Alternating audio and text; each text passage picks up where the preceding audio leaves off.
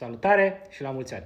M-am bucurat să primesc un răspuns la întrebarea mea legată de repararea unui bug rămas în aplicația calendarului de Crăciun pe care am postat-o în decembrie.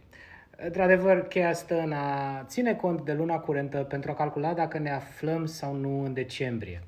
Odată ce am stabilit acest lucru, putem să facem cam ce vrem. Putem să nu generăm zilele, ca și în coment, putem să afișăm un alt mesaj sau putem să afișăm un mesaj în loc de calendarul în sine.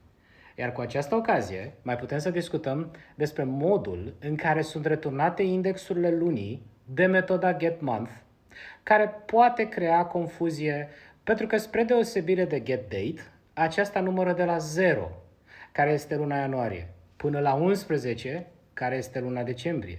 Și de aceea vedem acel +1 chiar și în coment, astfel încât să se ajusteze discrepanța dintre modul în care calculatorul reprezintă indexurile lunilor și viața reală, care începe evident de la 1. Mulțumesc deci pentru comenturi și hai să mai vorbim.